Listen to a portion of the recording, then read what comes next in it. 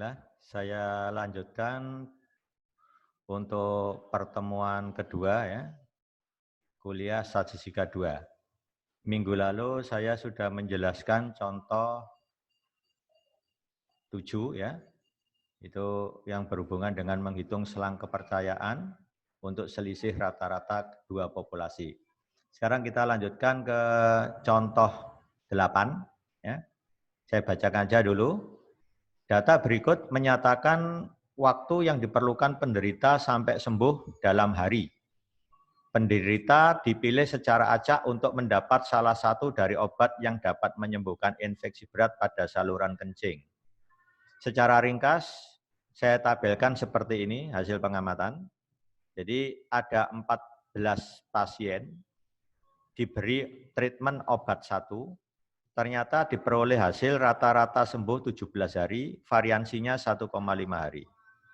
Sedangkan 16 pasien lain diberi treatment obat 2, diperoleh rata-rata sembuh 19 hari dengan variansi 1,8 hari.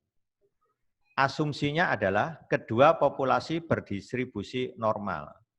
Ya, jadi kedua populasi itu adalah populasi pasien sembuh yang diberi obat 1, ya, dan pasien sembuh yang diberi obat 2. Jadi lamanya sembuh ya, gitu ya. Itu masing-masing berdistribusi normal. Ya, di sini diasumsikan variansi kedua populasi itu sama tetapi tidak diketahui. Kalau ada asumsi variansi kedua populasi sama berarti kita harus menggunakan varian gabungan. SP kuadrat itu ya.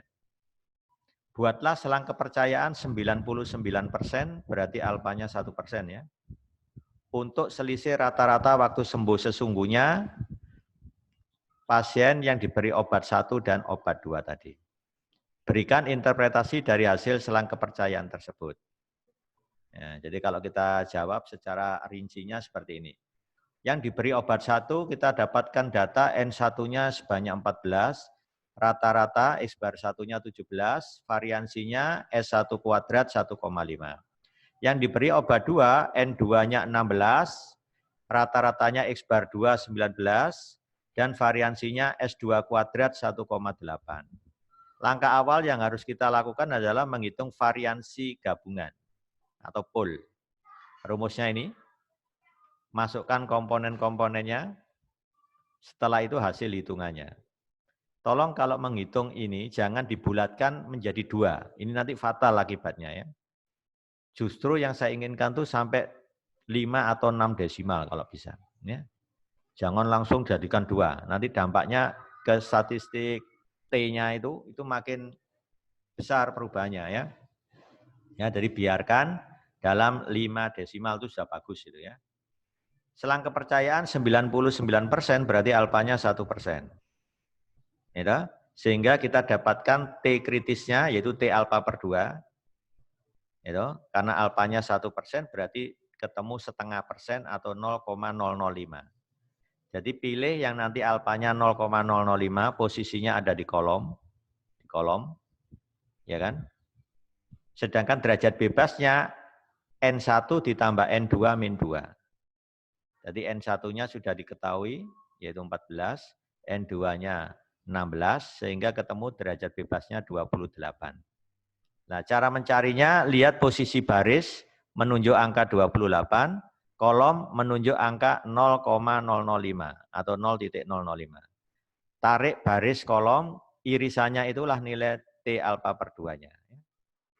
Nah, kalau kita peragakan di sini dengan bantuan tabel, nah distribusi T itu seperti ini gambarnya, mirip normal baku.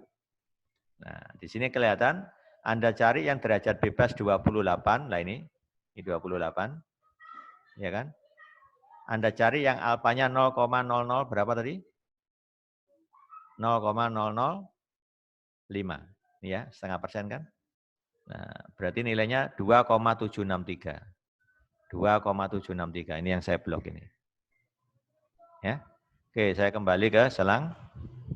Nah, 2,763.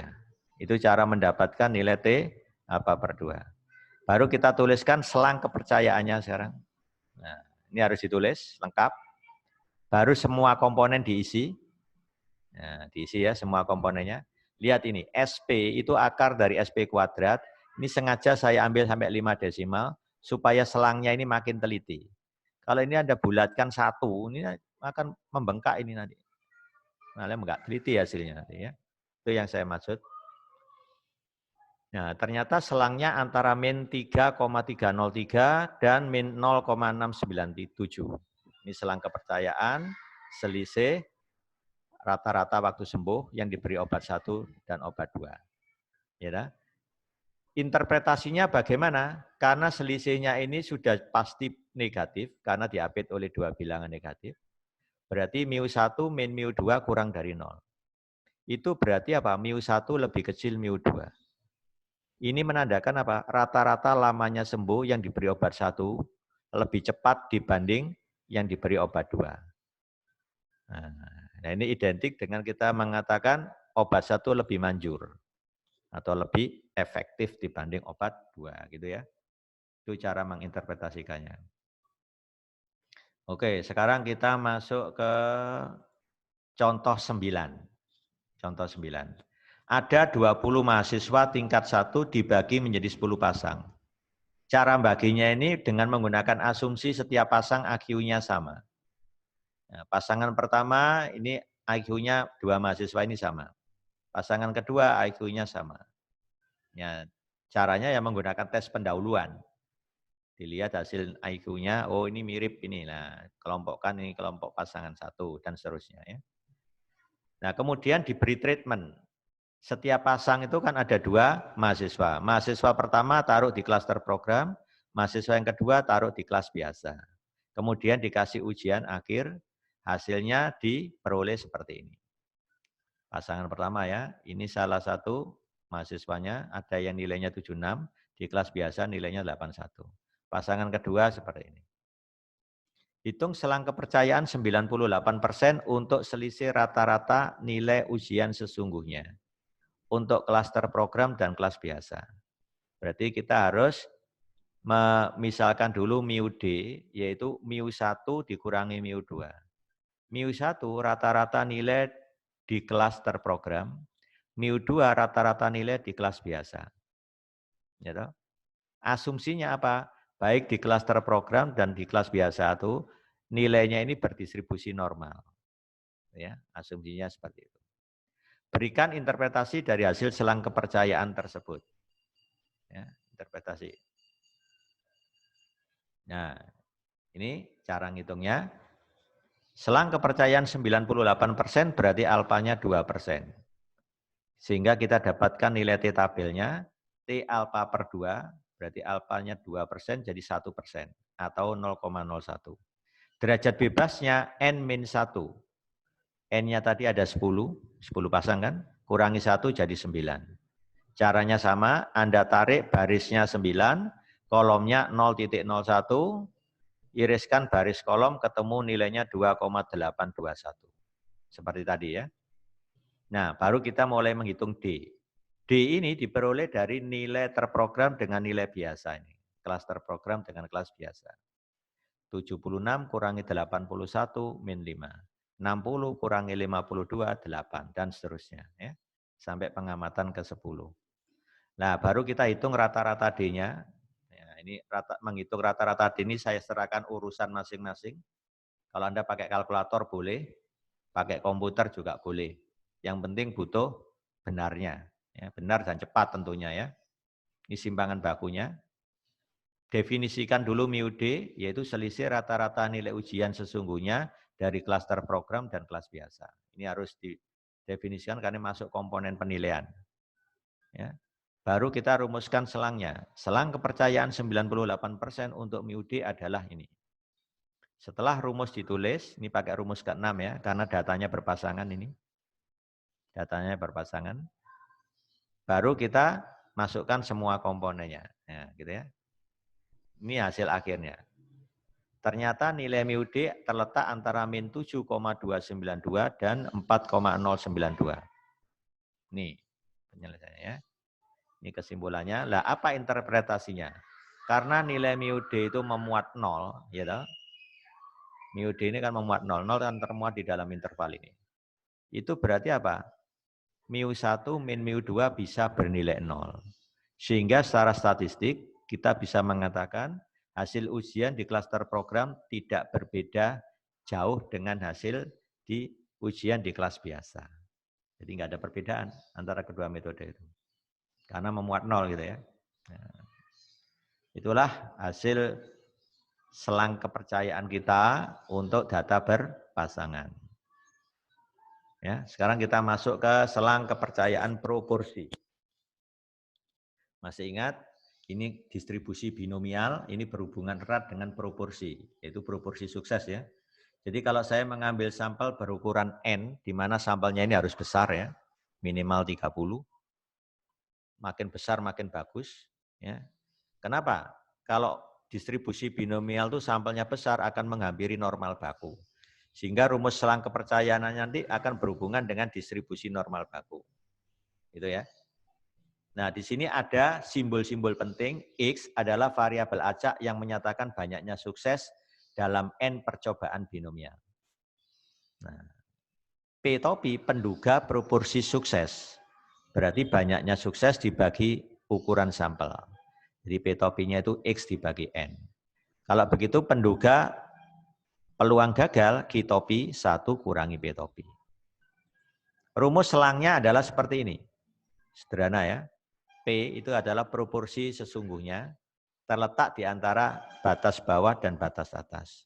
Jadi rumusnya P topi dikurangi set alfa per 2 dikali akar P topi kali Q topi per N.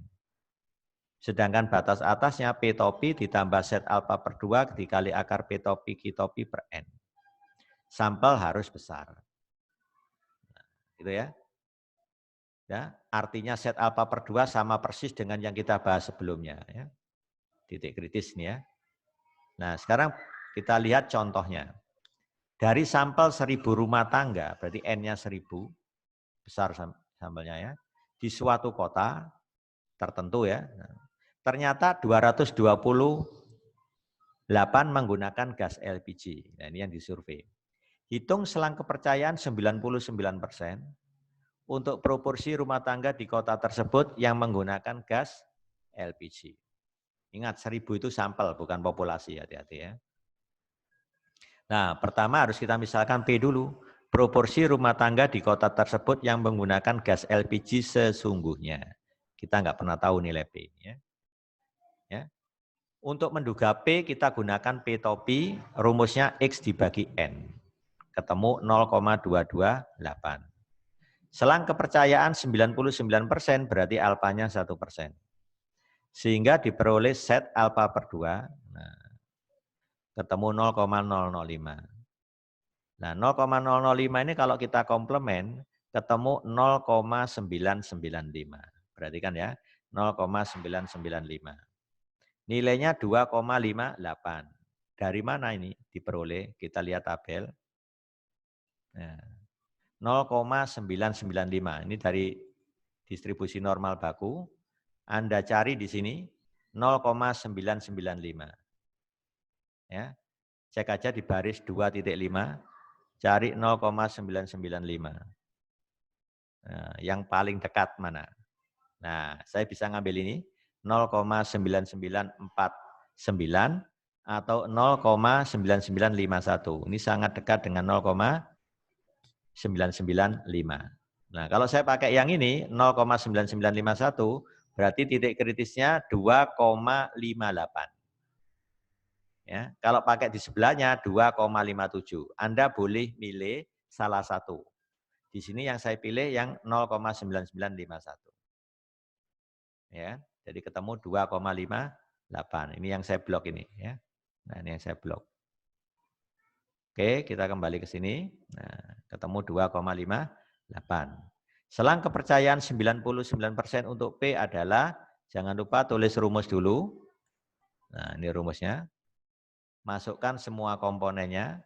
Set alfa per 2-nya 2,58 tadi. P topinya tadi ini. Q topinya berarti 1 dikurangi P topi, ketemu 0,772 per 1000. Batas atasnya tinggal ganti min dengan plus, gitu ya. Plus. Ketemu proporsinya antara 0,1938 dan 0,2622. Ya, ini jawabnya. Ini adalah selang kepercayaan untuk proporsi rumah tangga yang menggunakan gas LPG di kota tersebut terletak antara ini. Ya, dengan keyakinan 99%. Ya. Tentang ukuran sampel, untuk menduga proporsi, saya langsung ke intinya aja, gunakan teorema 1.3. Ya, langsung ke sasarannya aja. Jadi gini, kalau P topi digunakan untuk menduga P, namanya penduga pasti ada selisih kan dengan nilai sebenarnya. Nah, selisih itu yang dinamakan kesalahan atau E lambangnya. Maka dengan kepercayaan paling sedikit 1 min alpha kali 100%, galatnya, galat itu E-nya tadi, akan lebih kecil dari besaran tertentu E. Nah, galatnya akan lebih kecil dari E bila ukuran sampelnya ini. Contohnya, berapa besar ukuran sampel yang diperlukan pada contoh 10. Nah, contoh 10 nanti bisa Anda buka kembali di setel ulang ya di YouTube-nya. Saya nggak akan kembali ke awal lagi. Agar kita percaya paling sedikit dengan kepercayaan 95%, berarti alfanya berapa? 5%, bahwa penduga P, yaitu P topi tadi, meleset dari P, ya, kurang dari 0,02. Berarti ini E-nya. Sehingga kalau kita masukkan ke rumus ini, set alfa per 2. Dengan alfa 5% ketemu set 0,025. Ya, 0,025 itu kalau tidak salah 1,96. Ya. Jadi lihat aja di tabel set. Kuadratkan dibagi 4 kali EE-nya 0,02 kuadrat. Ya. Gitu. Jadi nanti hasilnya ketemu ini. Ya, 1,96 nilainya. Ternyata sampel yang harus diambil 2401. Ini sudah saya bulatkan ya. Ya, seperti itu. Kalau sampel bulatkan ke atas, itu lebih aman. Ya, ya itu dalam menentukan ukuran sampel. Sekarang soal 1. Ya, soal 1 itu berarti, kalau soal berarti Anda yang ngerjakan harusnya. Kalau contoh langsung saya bahas di sini. Ya. Karena tadi setiap kasus saya kasih contoh. Detail ya. Dengan harapan Anda bisa nangkap dengan baik. Ya. Sekarang soal 1, suatu obat baru dibuat untuk mengurangi ketegangan saraf. Dari sampel 100 orang, berarti ini N-nya, yang menderita ketegangan saraf, menunjukkan 70 orang merasa tertolong oleh obat tersebut. Jadi 70 orang bisa disembuhkan. Berarti kalau kita lihat P topinya 70 per 100 atau 0,7.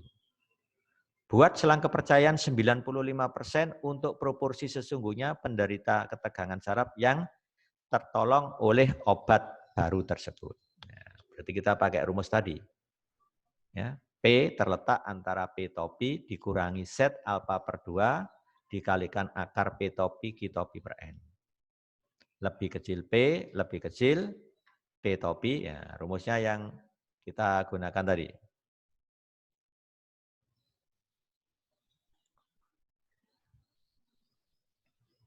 Nah, rumusnya yang sudah kita pakai tadi kalau nggak salah ini ya.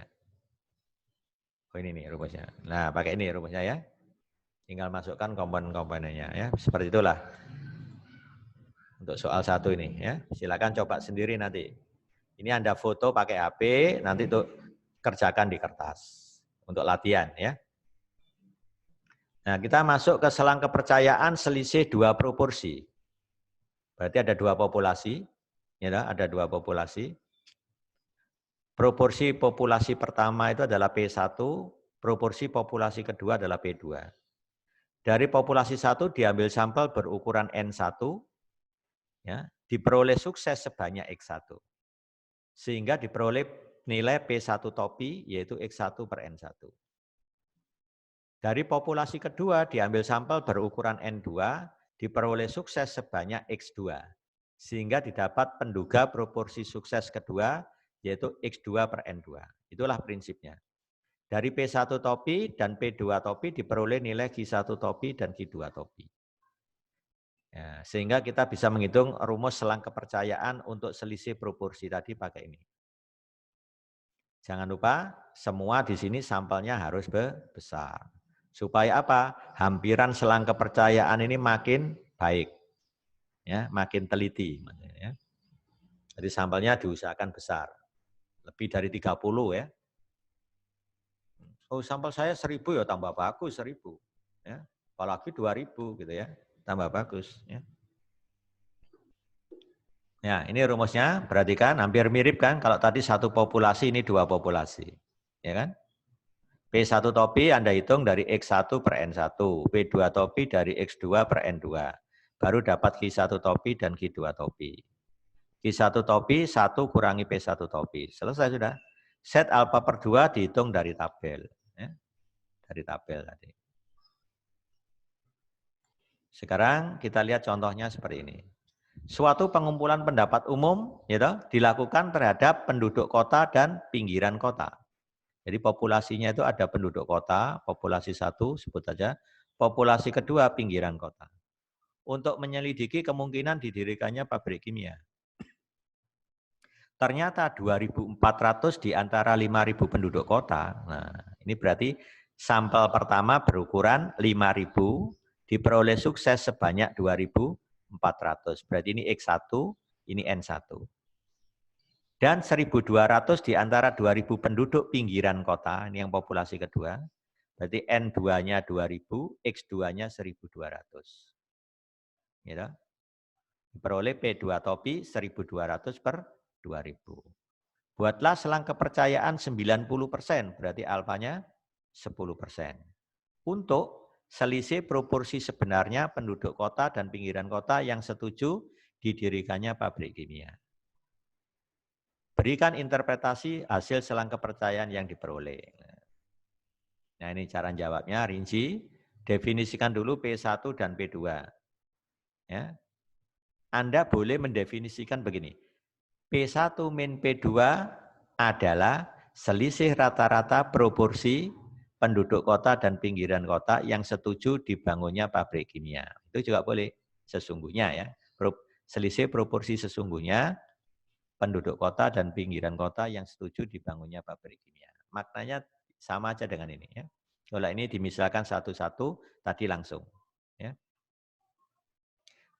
Secara berikutnya cari nilai P1 topi. Ya, seperti yang saya katakan tadi, X1 per N1, P2 topinya X2 per N2, sehingga dapat nilai Q1 topi dan Q2 topi ya tentunya nanti ya. Sudah, baru kita ke set alfa per 2. Selang kepercayaan 90% berarti alfanya 10%, berarti alfa per 2 jadi 5%. Gitu ya.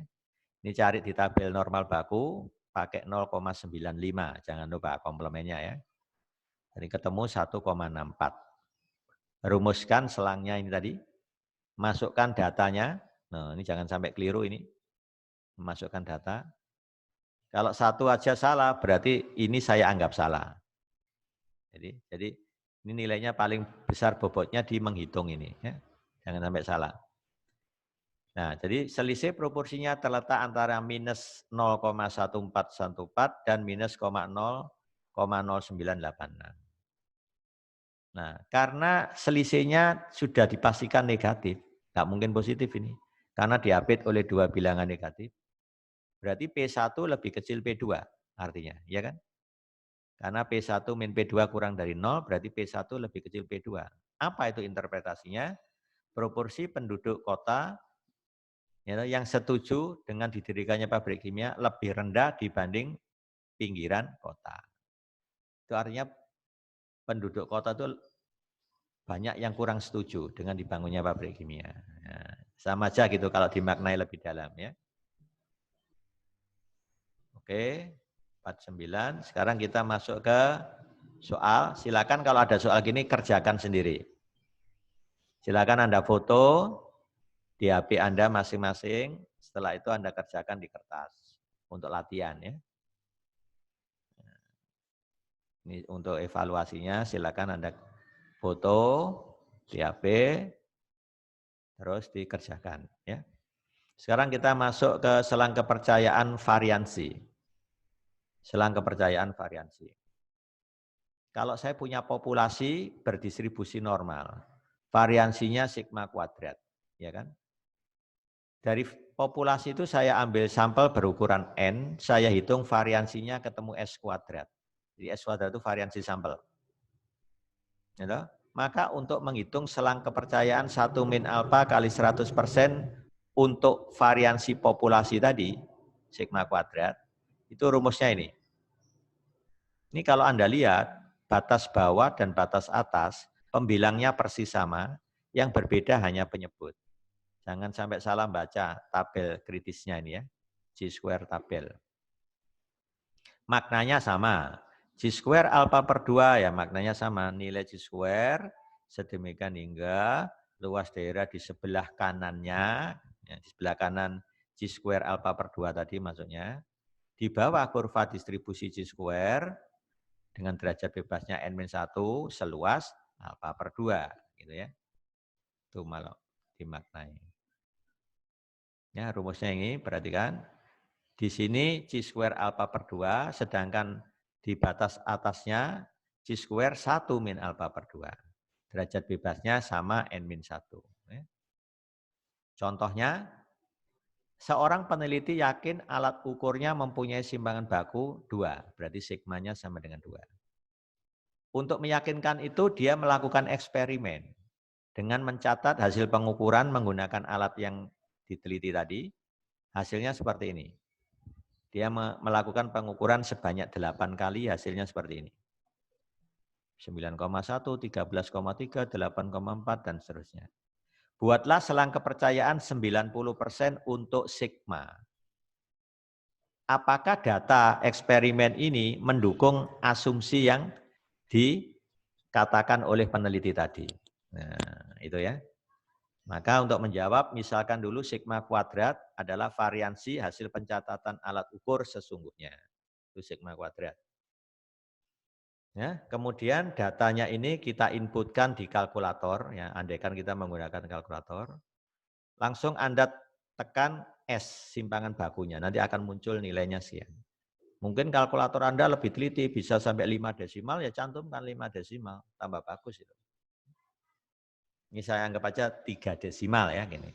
Baru saya kuadratkan ketemu 3,519. Selang kepercayaan 90% itu berarti alfanya 10%. Sehingga saya dapatkan C-square alfa per 2. Nah ini yang alfa per 2. 0,05 kan? 10% dibagi 2. Derajat bebasnya berapa? N-1. Jadi N-nya kan 8. 8 kurangi 1, 7. Nah, cara bacanya ini mirip sekali dengan T. Tinggal cek derajat bebas, 7. Anda cari kolomnya 0,05. Iriskan baris dan kolom, itulah nilai G-square tabel. Ketemu 14,067. Ya, kita peragakan di sini. Yang menggunakan apa? Minitab ya. Oh, kita tabelnya ya. Gambarnya distribusi G-square itu semacam ini. Yang diarsir di sebelah kanan ya. Nah, kita cari tadi derajat bebasnya 7. Nah, ini ada V. V itu artinya derajat bebas. Cari 7, ini ada 7. Anda cari di kolom yang nilainya 0,05. Ini enggak ada ya. Nah, berarti satunya. Nah, ini kan ada 7 kan? 0,05. Nah, ini nih ada ini. 0,05 tarik ke bawah. Iriskan dengan yang 7 tadi. Nah, ternyata ketemu di sini. Nah, ketemu di sini. Ya. Ini saya blok ini. 14,067. Derajat bebas 7. Tadi kan alfa per 2-nya 0,05 kan. Nah, ketemu 14,067. Ya. Itu caranya. Ya. Kemudian kita cari juga G-square 1 min alfa per 2. Berarti G-square 0,95. Nah ini. G-square 0,95 dengan derajat bebas sama yaitu 7. Nilainya nanti 2,167. Baru tulis selang kepercayaan 90% untuk sigma kuadrat adalah ini. Masukkan datanya, N-nya 8, S kuadratnya tadi 3,519. C-square alfa per 2-nya 14,067. G square 1 min alpha per 2, 2,167. Saya pernah menilai hasil kerjaan mahasiswa, itu ada yang sembrono ini ya. Memasukkan ini tuh dia ceroboh, nggak teliti. Yang ini ditempatkan di situ, yang itu ditempatkan di sini. Dan itu pun nggak dicek lagi, sehingga nanti berbalik arah. Nilai ini di situ, yang nilai itu di sini. Kan nggak masuk akal, masuk 11,3673 lebih kecil 1,75112. Hati-hati ya, jangan sampai keliru. Jadi jawabnya seperti ini ya. Jadi variansinya terletak antara ini dan itu. Kalau saya akarkan, maka ketemu simpangan bakunya ini. Jadi ini diakar, ketemu sekian, yang ini diakar, ketemu sekian. Ternyata selang kepercayaan untuk simpangan baku antara 1,3233 dan 3,3716. Berarti 2 termuat di dalamnya kan? Nah, kalau begitu apa? Memang data eksperimen itu membenarkan asumsi yang dikatakan peneliti bahwa simpangan baku alat ukurnya 2. Jadi asumsinya dibenarkan, gitu ya. Ini coba renungkan permasalahan ini untuk selang kepercayaan bagi variansi. Sekarang kita masuk ke selang kepercayaan rasio 2 variansi. Nah, ini ceritanya ada 2 populasi saling bebas, masing-masing berasal dari distribusi normal, ya kan? Dari populasi pertama diambil sampel berukuran N1, dihitung variansinya ketemu S1 kuadrat. Dari populasi kedua diambil sampel berukuran N2, diperoleh variansinya S2 kuadrat.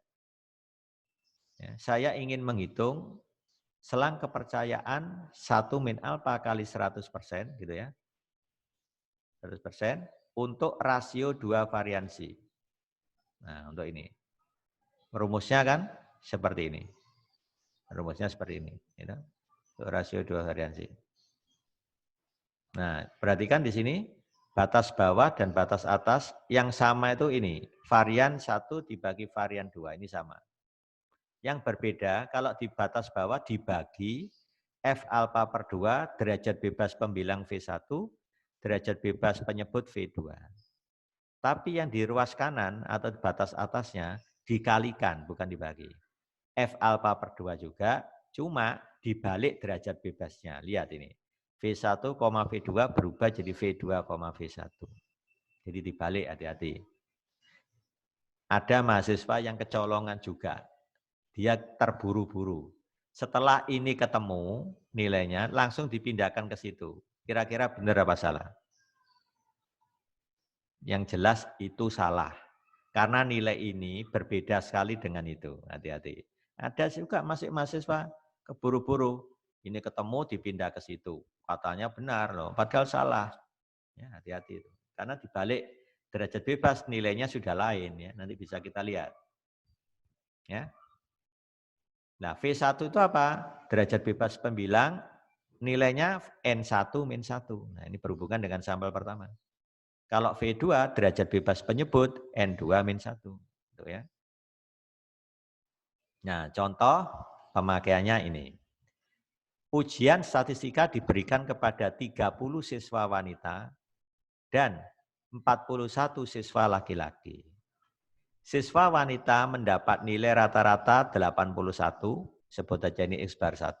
Misalkan wanitanya itu indeksnya adalah, untuk tahu mana yang diberi indeks 1 atau 2 itu lihat pertanyaannya.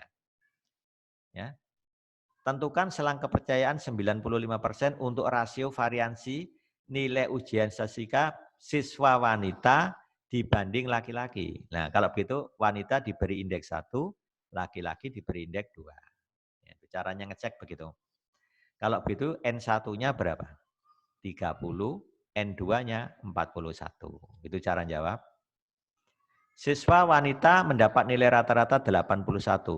Ini kira-kira diperlukan nggak 81 ini? Kalau kita melihat rumus, di sini nggak terlibat X bar 1. Ya, abaikan saja. Ini hanya istilahnya ini pelengkap aja, tapi tidak digunakan. Ya. Yang digunakan apa? Simpangan bakunya. Berarti ini S1. Ya, 8. Sedangkan siswa laki-laki memperoleh rata-rata 72, ini X bar 2, sama ini enggak digunakan. Dengan simpangan baku 6, berarti ini S2. S2-nya 6. Tentukan selang kepercayaan 98% untuk rasio variansi nilai ujian statistika siswa wanita dibanding laki-laki. Berarti ini sigma 1 kuadrat dibanding sigma 2 kuadrat.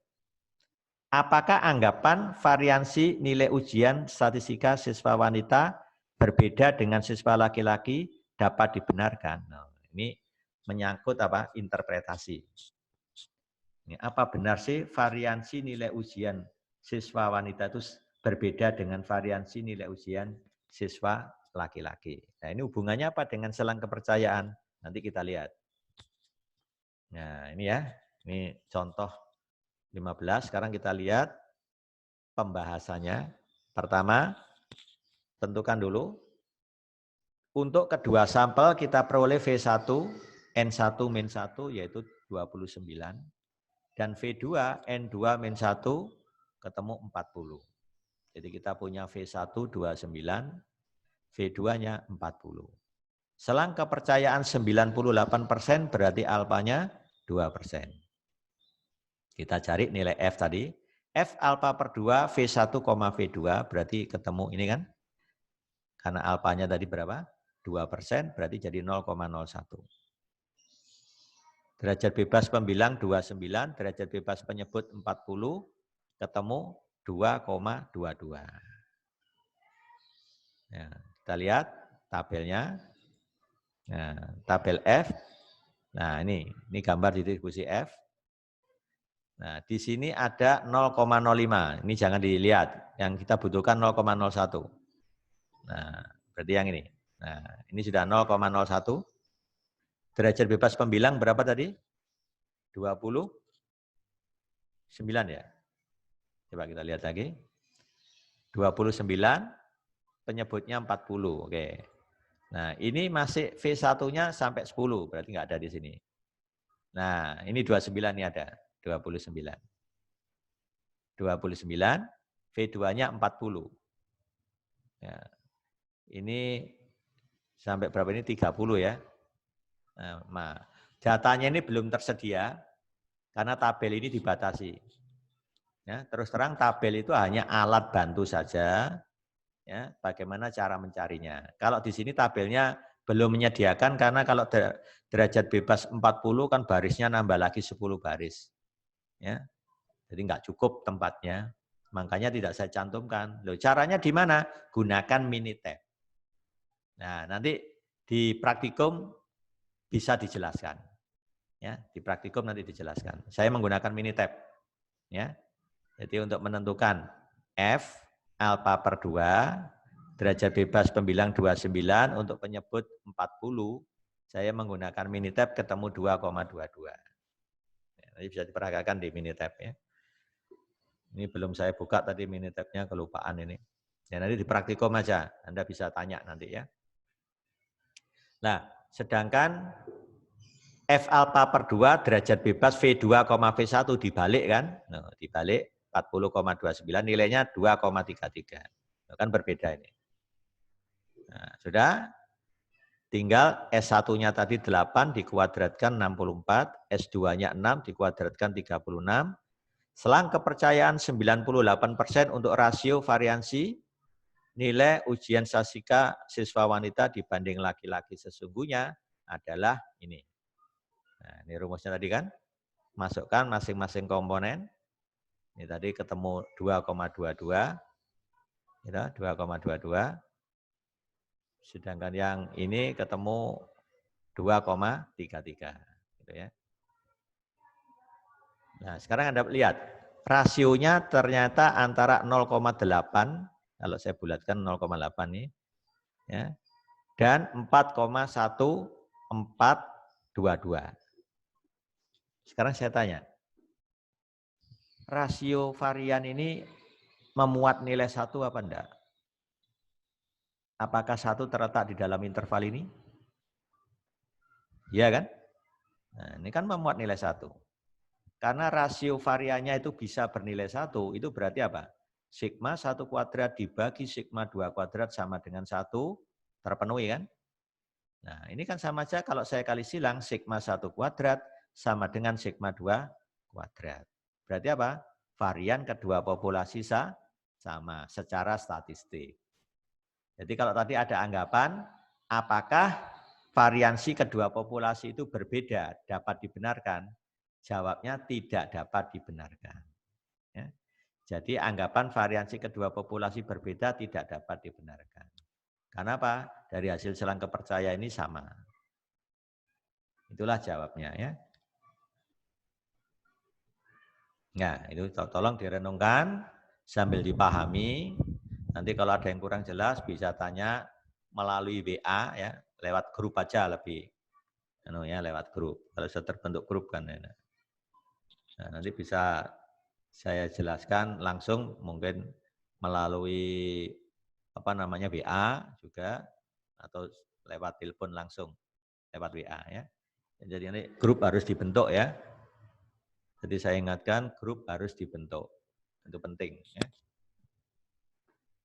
Nah, saya kira cukup sekian untuk kuliah statistika 2 pertemuan kedua hari ini ya. Saya akhiri sampai di sini. Ya, saya